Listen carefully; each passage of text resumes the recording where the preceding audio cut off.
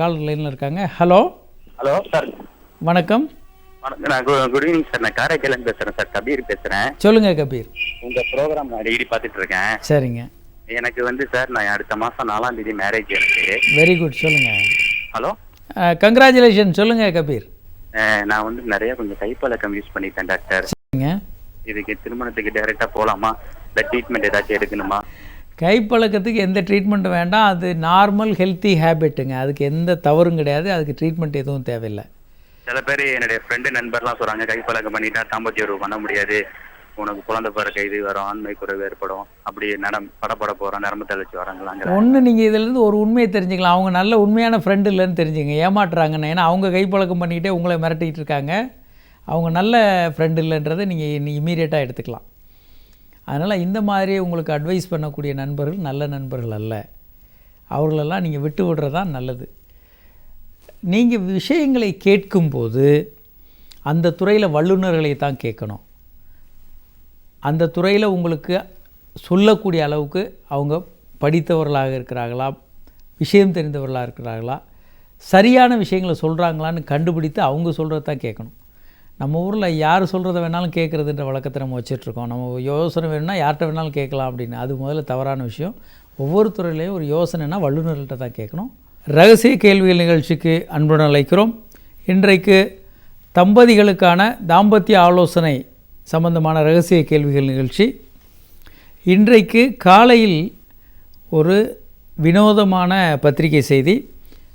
கழிப்பறையில் பெண் குழந்தையை பெற்றெடுத்த 10ஆம் வகுப்பு மாணவி அப்படின்றது ஒரு அதிர்ச்சிகரமான செய்தி. காலையில் ஒரு 10ஆம் வகுப்பு படிக்கக்கூடிய மாணவி, ரொம்ப ஒபீஸாக இருக்கக்கூடிய மாணவி, கர்ப்பமாக இருந்திருக்கிறாங்க. ஆனால் யாரும் அதை பார்க்கல. இவங்க டாய்லெட்டுக்கு போயிட்டு அங்கே ஒரு குழந்தையை பெற்றெடுத்து குழந்தையை டாய்லெட்லேயே விட்டுட்டு இந்த பெண் திரும்பி வந்து கிளாஸில் உட்காந்துருக்காங்க. டாய்லெட் பின்னால் போன மாணவிகள் அங்கே குழந்தையை பார்த்துட்டு அதை ரிப்போர்ட் பண்ண உடனே ஆசிரியர்கள் அங்கே வந்து மாணவியை அப்புறம் கண்டுபிடிச்சி மாணவிக்கு டிசி கொடுத்துருக்காங்க. அப்புறம் கல்வி அலுவலர்களுக்கு அது தெரிந்த பிறகு இந்த மாதிரி டிசி கொடுத்தது தவறு, மாணவியை வந்து சரியான வழி செலுத்துறதுக்கு பதிலாக படிப்பை நிறுத்த பாதிக்கிற மாதிரி டிசி கொடுப்பது தப்புன்ற ஒரு முடிவுகள்லாம் வந்திருக்காங்க. இந்த விஷயங்கள் வந்து ஒரு அதிர்ச்சிகரமான ஒரு சம்பவமாக பத்திரிகைகளில் வந்திருக்கு. ஆனால் இது போல் சம்பவங்கள் பல நடந்துக்கிட்டு தான் இருக்குது. பல இடங்களில் இது வெளியே தெரியாமல் இது நடந்துக்கிட்டு தான் இருக்குது. இவைக்கு முக்கியமான காரணங்கள் வந்து எந்த விதமான கல்வியும் அவர்களுக்கு சொல்லித்தராது தான். ஒரு பெண் வந்து தானாகவே தவறாக போயிடணும், தன்னை கெடுத்துக்கணும்னு யாரும் இதை பண்ணுறதில்ல. அவர்களோடு யாராவது நெருங்கி பழகும்போது, இன்னும் சொல்லப்போனால் சில வீடுகளில் வந்து பெற்றோர் வந்து குழந்தையோட நெருக்கமாக பழக மாட்டாங்க, குழந்தைகளோட பேச மாட்டாங்க. ரொம்ப குழந்தைகளுடைய அன்றாட நடவடிக்கைகள் அன்பு காட்டுதல் எதுவும் இருக்காது. அப்போது வெளியிலேருந்து யாராவது ஒருத்தர் அந்த பெண்ணோட அந்த குழந்தையோட அன்பு காட்டும்போது அவர்கள் வந்து அந்த அன்புக்காக இயங்கிக்கிட்டு இருக்க உள்ள வந்து அவங்களோட நெருங்கி சில நேரங்கள் அவங்களோட தொடர்பு கொண்டு இந்த மாதிரியான பிரச்சனைகளுக்கு உள்ளாவது உண்டு.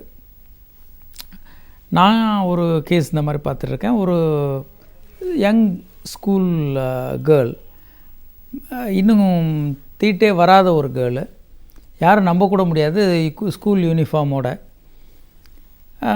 வயிறு கொஞ்சம் பெருசாகிக்கிட்டு இருக்கு அப்படின்னு சொல்லி வந்துகிட்ருக்காங்க. இது நம்பவே முடியாது. அது வந்து ரொம்ப சின்ன குழந்த மாதிரி இருக்கக்கூடிய ஒரு கேர்ளு. சரி என்னவா இருக்கும் அப்படின்னு சொல்லி வயிற்றில் அப்படி தொட்டு பார்த்துட்டு அப்புறம் ஸ்டெத்து வச்சு பார்த்தா ஒரு இருதய துடிப்பு, அந்த குழந்தையோட இருதய துடிப்பு கேட்குது. அது ஒரு ஷாக்கிங் எக்ஸ்பீரியன்ஸ். அப்புறம் என்னென்னு பார்த்தா ஃபஸ்ட்டு தீட்டு வரும்போதே வர்றதுக்கு முன்னதாகவே பெண்கள் வந்து 15 நாட்களுக்கு முன்பாகவே ஒரு கருமுட்டை வெளியாகிடும். அந்த கருமுட்டை வெளியாகி அது வெடித்து அது உபயோகம் இல்லாமல் போன பிறகு தான் ஃபஸ்ட்டு தீட்டே வரும். ஃபஸ்ட்டு தீட்டு வர்றதுக்கு முன்னாலே ஒரு பெண் கருவாகிறதுக்கான வாய்ப்புகள் இருக்குது. அது ரேர், அது ஆனால் நடக்கும். அப்போது வந்து அவங்க வீட்டில் சொந்தக்காரர் ஒருத்தர் வந்து அந்த பெண்ணோட பழகி ஒரு உறவு வைத்து கொண்டு, ஆனால் அந்த பெண்ணுக்கும் அது புரியலை, அது உறவு என்பதும் தெளிவாகவும் புரியலை. 2-3 முறை அந்த மாதிரி உறவு வைத்ததில் அந்த பெண் கர்ப்பமாகி இருந்தது தெரிய வந்தது. பின்னால் இது போன்ற நிகழ்வுகள் வந்து பல நடக்கிறது. இது வெளியே வந்து பெரிய அளவுக்கு பேப்பர்கள்லையும் பத்திரிகைகளையும் வரதில்லை. இந்த பெண் வந்து பத்திரிகை, அது ஸ்கூலில் வந்து டெலிவரி ஆனதுனால பத்திரிகைகளில் பெரிய அளவு பேசப்பட்டிருக்கு.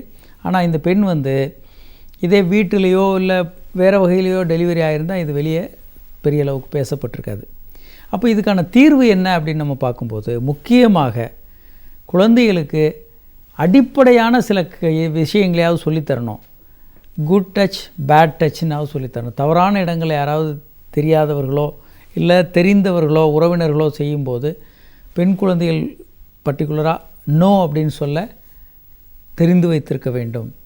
அப்படி சரியாக சொல்ல தெரியலை அப்படின்னா இந்த குழந்தைகளை தவறாக பயன்படுத்தி சில நேரம் கர்ப்பமாக்கவும் வாய்ப்பு இருக்கும்.